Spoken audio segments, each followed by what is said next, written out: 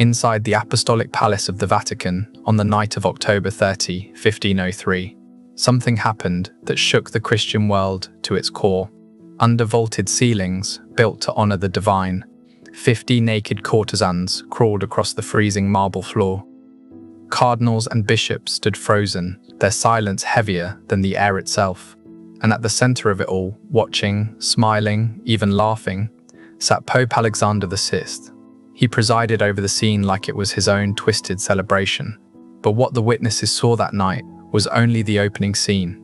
The true nightmare had not yet begun. What followed would be so depraved, so violently opposed to the very idea of sanctity, that even the most hardened chroniclers centuries later struggled to write it down without hesitation. This is the story of Lucrezia Borgia, a woman trapped in a dynasty where power mattered more than blood, faith, or human dignity. A woman whose wedding night became one of the darkest stains in Vatican history. If hidden horrors of the past fascinate you, subscribe to Grim History, hit the like button, and once you reach the moment that unsettles you most, tell me where you're watching from. Let's begin. In the autumn of 1503, the bells of St. Peter's rang across Rome, carrying news that quickly consumed Italy. The Pope had announced that his daughter, twice widowed under circumstances dripping with suspicion, would marry once more. But this time, there would be no distant palace, no quiet noble hall. The ceremony would take place inside the Vatican itself, in the papal apartments, beneath sacred frescoes and symbols meant to represent heaven's judgment. The groom chosen for Lucrezia was Alfonso d'Este, the young heir to the powerful Duchy of Ferrara. To the rest of Italy, this alliance looked like a political triumph. To Alfonso, it felt more like a quiet execution. Lucrezia's past was infamous. Her first husband, Giovanni Sforza, had run from Rome claiming assassins had been sent for him. Her second, Alfonso of Aragon, had been strangled on the steps of the Vatican, rumor pointing directly toward her brother, Cesare Borgia. And now, another Alfonso was being bound to the Borgia family. He knew the danger. Every noble in Italy did. Desperate to escape what he knew was coming, Alfonso tried everything. Diplomatic excuses, delays, pleas through emissaries. But Alexander VI was not a man who tolerated refusal. Inside the Vatican, surrounded by scarlet-robed cardinals, his command was absolute. Messengers rode day and night toward Ferrara with the simple message, accept this marriage or be destroyed. If the Este family resisted, Ferrara would face Cesare's merciless armies, their dynasty could be shattered, and excommunication would strip them of both legitimacy and allies. Italy understood the truth well. No one survived a conflict with the Borgias. Realizing resistance meant annihilation, Duke Ercole d'Este ordered his son to travel to Rome and surrender to the unavoidable alliance. Meanwhile, in her Vatican apartments, Lucrezia Borgia gazed out over the eternal city, her expression heavy with a sorrow far older than her 21 years. Europe had painted her as a seductress, a poisoner, a woman who manipulated men like chess pieces. But those closest to her knew the truth. She was not a mastermind of deceit, but a pawn trapped between a father and brother whose ambitions knew no limits. Her first marriage was dissolved the moment it ceased to benefit them. Her second husband, whom she had genuinely loved, was murdered before her eyes, a fate she could neither prevent nor avenge. Her attendants whispered that she woke in the dead of night clasping her chest, trembling from nightmares she refused to discuss. She knew this third marriage would not bring love, but even she could not imagine what her wedding night would become. Something dark, calculated, and cruel was gathering behind Vatican walls. Preparations for the ceremony moved quickly, yet the atmosphere inside the Apostolic Palace felt suffocating. Servants averted their eyes, cardinals muttered in hushed tones. Strange figures passed through forbidden hallways at odd hours. Rumors swirled of secret instructions, of guests brought in through hidden passages. And one man felt the weight of it all more than anyone, Johann Burchard, the Vatican's master of ceremonies. He had seen countless scandals under Alexander VI. Extravagant feasts, political bribes, sacred offices sold like trinkets. But something about this night sent a cold unease through him. He sensed that this event would eclipse every scandal he had ever recorded. He sensed that he was about to witness something history would struggle to speak of. A trap had been set, gilded, polished, and inescapable. and both bride and groom were already marching toward its center. In December, Alfonso d'Este entered Rome with a small escort. His journey from Ferrara had dragged him through frozen mountains, battered roads, and a growing dread that settled heavily on his chest. But nothing prepared him for the sight of the Vatican, a stone colossus rising above the city, half bathed in candlelight, half lost in scaffolding. It looked less like the heart of Christianity and more like a fortress built to swallow those who dared oppose it. Inside, the welcome was overwhelming. Alexander VI sat upon its throne, robed in shimmering white and gold that reflected the candlelight like molten metal. Beside him stood Cesare, silent, motionless, and terrifying in his restraint. Though only 26, he was already feared across Italy. Entire families vanished at his command, cities surrendered at his approach. When his eyes locked onto Alfonso, the meaning was unmistakable. "You are no guest here." Over the following weeks, Alfonso endured humiliation disguised as celebration. At banquets, he was seated beside courtesans while high-ranking clergy watched with thinly concealed amusement. On hunts, Cesare displayed a ruthless skill that felt more like a warning than sport. During receptions, Alexander VI made pointed remarks about the tragic ends of Lucrezia's previous husbands. Every gesture carried the same quiet threat: "You belong to us now." And the worst part, the true horror of this wedding, the moment that history would whisper about for centuries, had not yet begun. There were hunts where Cesare displayed his dominance with cold, effortless precision, reminding Alfonso with every arrow and every fallen beast that he commanded not only armies, but fear itself. There were receptions where Alexander mocked the fates of Lucrezia's previous husbands in front of the entire court, hinting almost cheerfully how short the life of a Borgia son-in-law tended to be. Alfonso tried to preserve what remained of his dignity, but by then he was a prisoner wrapped in ceremony. His own nights were kept isolated in the Vatican under flimsy excuses. He slept in rooms watched day and night by papal guards. Every passing hour revealed the truth more clearly. He had walked into a trap, and there was no path back out. The marriage was nothing but a facade. The real purpose was far more vicious.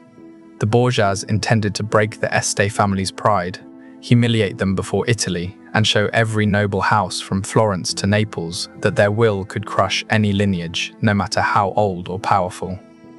And while Alfonso endured this quiet psychological siege, preparations of a very different nature were unfolding deep within the Vatican.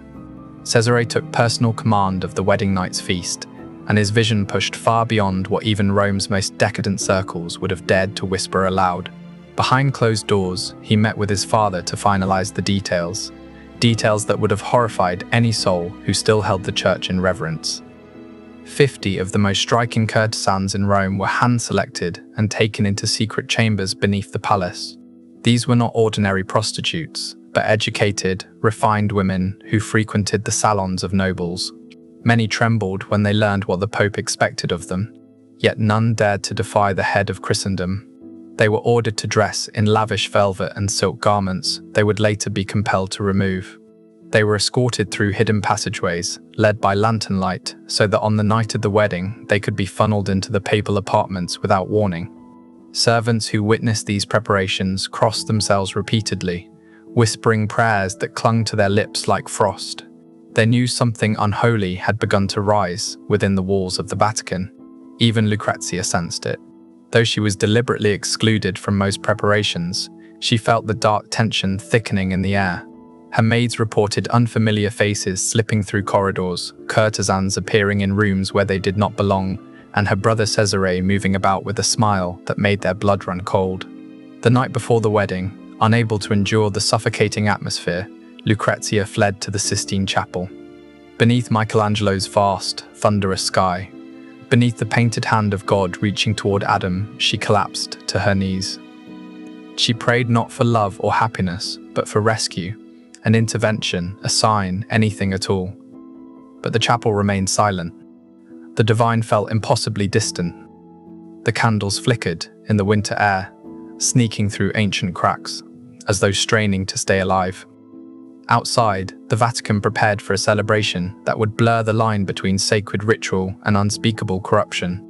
In his chamber, Johann Burchard, the master of ceremonies, reviewed the final protocol. His hand trembled as he dipped his quill. He understood too well that what he was about to record would either be buried forever or stand as the most damning document in the history of the Church. The night of October 30th, 1503 was approaching, and with it, a spectacle that would drag even the walls of the Vatican closer to hell. October 30 dawned with the grandeur of a papal wedding.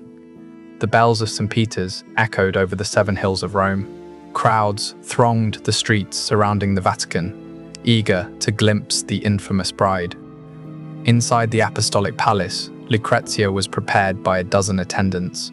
She wore a gown of shimmering silk, embroidered with gold, glowing like liquid flame beneath the candles. Her hair, long, bright, and carefully braided with pearls, fell down her shoulders in intricate plaits. Her face was pale, powdered to mask the exhaustion and fear beneath her eyes. When she looked into the mirror, she did not see a bride. She saw a sacrifice. The ceremony was held in the papal chapel, a chamber drowning in gilded walls and holy paintings. Alexander VI officiated personally, his booming voice filling the sacred space as he bound Alfonso and Lucrezia together before God. Rows of scarlet-clad cardinals stood rigidly along the chapel, their expressions carefully carved into masks of devotion. But behind their practiced piety flickered something else, dread. Every one of them knew the Borgia reputation. Every one of them sensed that what they witnessed today was only the prelude. After the ceremony, the guests were escorted to the Borgia apartments, halls resplendent with frescoes painted by Pinturicchio. Stories of saints, heroes, and myths stretching across walls now tainted by the debauchery that approached. Enormous tables overflowed with roasted boar, pheasants still adorned in their feathers, piles of exotic fruit, and goblets of wine from the finest vineyards in Italy. Cardinals, Roman nobles, emissaries from Ferrara, and hand-picked courtiers filled the room. Alfonso and Lucrezia sat at the head table, trapped in a celebration that already felt unreal, like a masquerade masking something darker beneath. At first, the banquet unfolded like any noble feast. Gentle music from lutes and viols drifted through the air. Toasts were offered, hollow compliments exchanged, and polite diplomacy performed. But as the night deepened, the atmosphere shifted. Alexander, already flushed from heavy drinking, grew louder, more jubilant. Cesare, silent until then, slowly rose and delivered a subtle command with a tilt of his head. The massive doors slammed shut. Guards took their positions. No one would leave this room. What happened next tore through the last remaining boundary between decadence and depravity. At Cesare's signal, the side doors opened, and 50 courtesans stepped into the hall, draped in velvet and jewels, but unable to hide the terror in their eyes. A hush fell over the room, thick as smoke.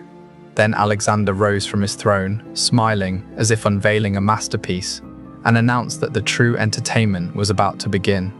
At Alexander's command, the courtesans began to strip themselves of every layer of silk and velvet, letting their dazzling garments slip to the marble floor until they stood completely naked before the assembly. A cathedral built for prayer now stared at a scene that felt torn from a blasphemous dream. Cardinals turned their heads away, their trembling fingers tracing frantic crosses over their chests.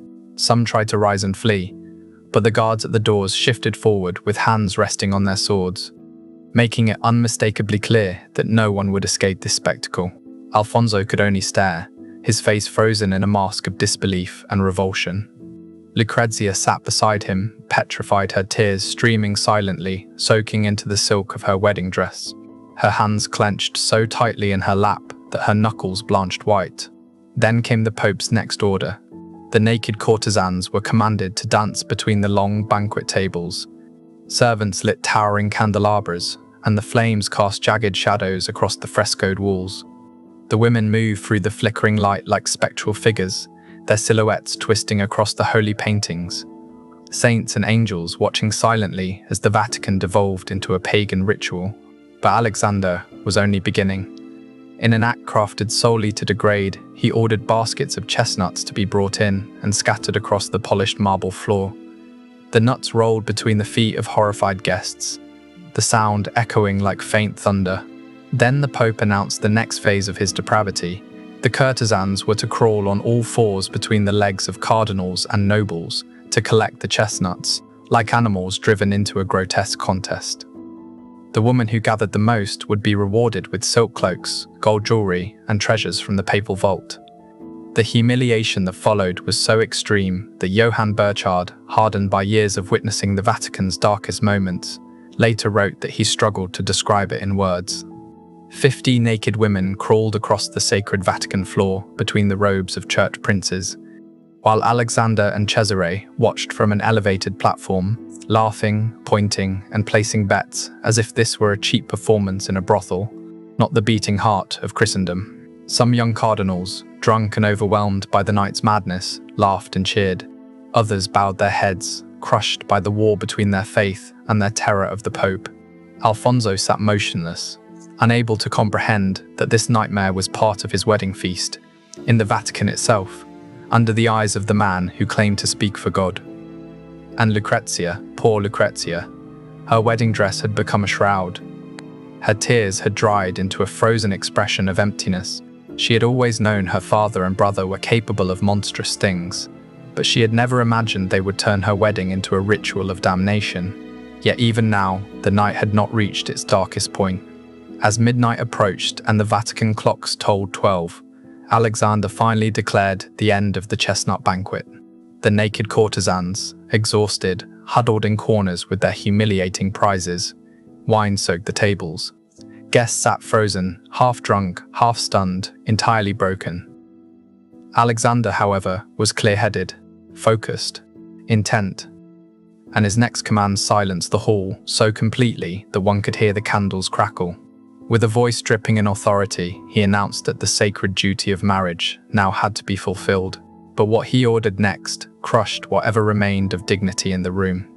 He proclaimed that Alfonso d'Este must prove the marriage with Lucrezia, not once, but 3 times, and not in private. Every witness present was to remain in place to verify that the union was sealed irrevocably before both the church and the world. The hall descended into horrified silence. Even Cesare, whose name was synonymous with brutality, looked sharply at his father, caught off guard by the sheer audacity of the decree. Alfonso rose slowly, his face drained of all color. He was a prince, raised on ideals of honor and duty, but surrounded now by Cesare's armed men, their hands gripping their sword hilts. He understood there was no refusing this command. He turned to look at Lucrezia. She trembled like a bird trapped beneath a predator's shadow. Her eyes were vacant, her spirit already battered past the point of resistance. Her lips moved, but no sound escaped. Under the murderous gaze of the guards and the expectant stare of the Pope, Alfonso had no choice. He escorted Lucrezia toward an adjoining chamber, a room normally used for receiving diplomats, now transformed into a furnished bridal chamber. The doors remained wide open. No privacy, no humanity. Those who had not fled were forced to stand in the outer room, in full view of what was about to take place. What followed was not a union. It was the destruction of 2 human beings. Witnesses stared in stunned silence. Some whispered desperate prayers, others cried quietly. Even the courtesans, victims of their own degradation, looked away in grief. And as the night dragged on and the Pope's horrific order unfolded step by step, a single unspoken truth filled the Vatican. Something sacred had died in that palace, and Rome would never be the same again. By the time the night dragged into its final hours, Lucrezia had slipped into a state beyond exhaustion, beyond fear. Her mind, desperate to survive, had separated from the nightmare unfolding around her. She moved mechanically, without thought, as if her spirit had fled her body to escape the horror she could no longer fight. And then, just as the first pale light of dawn crept through the windows of the Borgia apartments, Pope Alexander VI issued the command for the 3rd and final fulfillment of his monstrous decree. Cesare was present again, watching coldly, overseeing every detail with the same clinical detachment he used on the battlefield. When the ordeal was completed, he announced triumphantly that the marriage was now bound 3 times, sealed in the eyes of both the church and the law, impossible to challenge or undo. Alexander VI lifted his wine cup in satisfaction. smiling as if the night had been nothing more than an extravagant celebration instead of a descent into moral abyss. What remained in the room were the survivors, a collection of broken souls. Cardinals who had entered the apartment draped in scarlet as servants of God now stood as unwilling witnesses to an atrocity they could never confess. Their silence, their inaction, had made them accomplices. When the sun rose fully over Rome, it revealed devastation. Empty wine jugs, chestnuts crushed into the marble floor, exhausted courtesans curled in corners, guards standing like statues, eyes downcast. In the adjoining chamber, Lucrezia lay completely still, staring upward as if the ceiling itself were miles away. Her body remained in the room, but her spirit was elsewhere, somewhere unreachable. Alfonso sat at the edge of the bed, trembling violently, his face buried in his hands. Nothing in his life, no battlefield, no political threat, had ever shattered him like this night. There was no revenge powerful enough to restore what had been taken from him. Within days, he left Rome quietly, broken beyond repair, returning to Ferrara with a silence he would carry for the rest of his life. Not once did he ever speak of the night again. The story could not be contained. Word of the banquet spread like a plague. Whispers in Roman streets turned into murmurs across Italy, then erupted into reports sent to courts throughout Europe. Ambassadors wrote in coded letters. Priests spoke in veiled warnings. Nobles read the dispatches in stunned disbelief. The Venetian envoy famously wrote, "What happened in the Vatican surpasses even the darkest imaginations of ancient Rome." He declared that the Pope had disgraced not only his daughter, but the entire church. The Borgias had been feared before, but now they were viewed as the very embodiment of corruption. In marketplaces and taverns, people lowered their voices when uttering their name, as if the family itself could hear their whispers. Across Europe, preachers seized the tale as proof of Rome's moral rot. Among them was a monk who would soon plunge the church into upheaval, Martin Luther. Years later, he would cite the Borgia feast as a symbol of everything poisoned within the Vatican. Meanwhile, Johann Burchard, the one man who had witnessed everything from beginning to end, recorded it all in his diary. His hands had trembled as he wrote, aware that his account might either vanish under Vatican secrecy or one day stand as the most damning testimony ever written about the church. Lucrezia Borgia never escaped the shadow of that night. She moved to Ferrara with Alfonso and tried desperately to craft a normal life as a duchess. She funded charities, she protected artists, she nurtured literature and beauty. But those who saw her privately described the same thing, a lingering sorrow, a quiet melancholy, eyes that had seen too much. She bore children with Alfonso, but their marriage, irrevocably poisoned by that night, was a hollow shell. They lived side by side, but separated by a wound no human could mend. Lucrezia died young, at 39, giving birth to her 8th child. On her deathbed, she asked for a priest and prayed until her final breath. Her last recorded words were, "I am ready to be free at last." Freedom, something she had been denied her entire life. Alexander VI died only months after the banquet rumors, whispering that poison, the tool he had used so often, had finally found its way back to him. Cesare Borgia, stripped of power after his father's death, fell in a lonely ambush in Spain. His body was mutilated and thrown into an unmarked grave, far from the grandeur he believed he was destined for. But the night of October 30th, 1503, did not die with them. It became a symbol, an icon of corruption so severe that it fueled the flames of the Protestant Reformation. Martin Luther and others invoked the Borgias repeatedly as proof of the Vatican's decay. The Counter-Reformation that followed was, in part, an attempt to erase the stain of this family from history. Yet the truth survived. Centuries later, Burchard's diary resurfaced, dragging the event back into the light.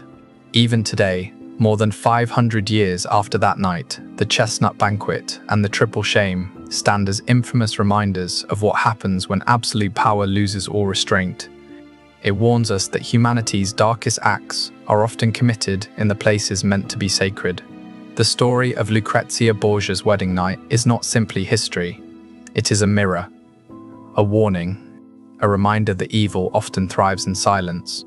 If you've reached the end of this account, write Borgia in the comments, so we know you walked with us through this entire chilling descent. And remember, the past is not dead. It watches. It warns.